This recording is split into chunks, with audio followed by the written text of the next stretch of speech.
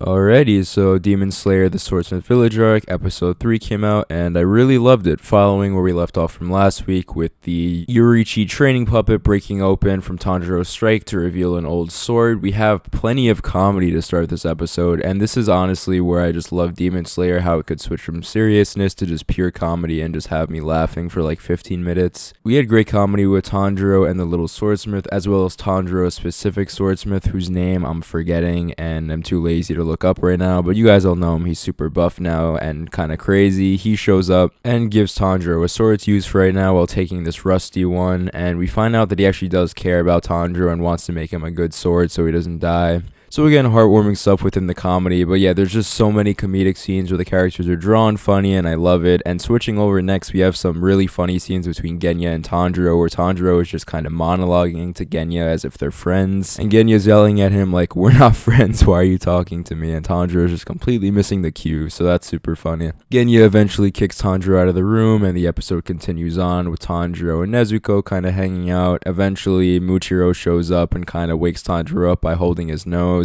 Muichiro says he should have reacted faster, but then Tanjiro's like, "Oh, well, I didn't sense any malice or ill intent." And then Muichiro's like, "Why would I pinch someone's nose with ill intent?" And it's just the character interactions here are hilarious. How Muichiro has a kind of deadpan, unintentional humor. He's very strange, and he doesn't have a great memory, asking if he's met Nezuko before. We have really funny scenes with them just tilting their head as he's trying to figure out what's weird about her, because he's saying that she's odd. I've essentially recapped almost every comedic scene, but I loved all of these scenes before the heavy action starts. Next, we see Upper Moon 5, Gyoko. He appears in a pot and kills one of the swordsmiths coming out of the saunas. This scene's animated really cool. It's pretty terrifying looking, and he's a really cool looking demon design wise, so that was exciting to see. Next, we see Upper Moon 4 Hantangu slowly make his way into the room where Muichiro and everyone is. The animation here is really cool as we get to see Mist breathing in action. Muichiro darts forward with an attack that Hantangu actually dodges, goes up to the ceiling, and then following this, Tanjiro does a strike upwards towards Hantangu, which he also seemingly dodges. Finally, Nezuko lands a strike and Muichiro beheads him, but then just at that moment after beheading him, Tanjiro's thinking, "Oh, Upper Moons always don't seem to die so easily as Gyutaro and Daki didn't." There's a catch, and from him being beheaded, the head grew a body, and then the body grew a head, so now there's two of them split off into two different people and personalities. They continue fighting these demons, but then in another amazing animated scene, Muichiro gets completely blown out of the room and out into the forest. He just gets flung. It's really crazy to see. So Muichiro gets caught off guard here, and then it's just Tanjiro and Nezuko who are getting destroyed by the demons until an amazing character who we finally get to see in action shows up. That's Genya, which is Sanemi's younger brother. Genya shows up here, and we see that he's using a gun. He shoots off two of the demons' heads. One of them is still kind of attached. He goes, slices it off, and all the action here looks really amazing. I loved how it was animated. Genya is one of my favorite characters, and he's really cool here, but nonetheless, yeah, he beheads them, and then those heads and bodies grow again. Now there's four of them.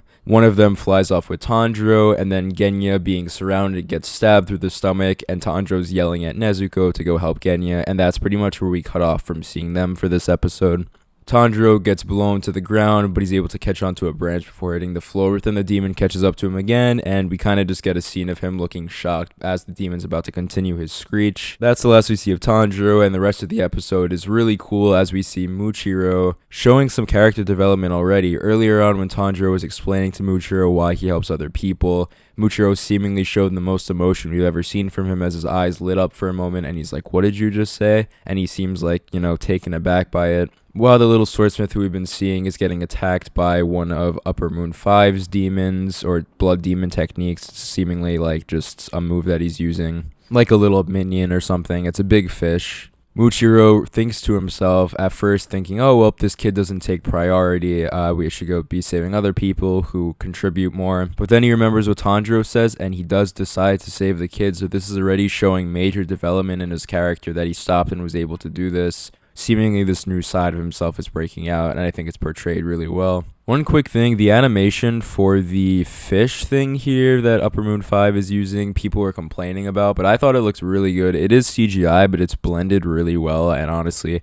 compared to other CGI I've seen in anime, it looks really amazing, and Demon Slayer never really disappoints me personally, animation-wise, so I thought that was really good, and it's great to see Muichiro developing here and getting ready to fight. This isn't something he would have done just a few episodes prior, he wouldn't have saved this little kid because it wouldn't have taken priority compared to other more important people in his eyes, but now he is doing this because of that quick thing Tanjiro said to him. So yeah, another really amazing episode. I loved it a lot. Great animation, amazing humor for the first big portion of the episode, and I'm really excited to see what's next and what's going to come. So yeah, if you did enjoy, please subscribe, comment your thoughts, and I'll see you all in the next one.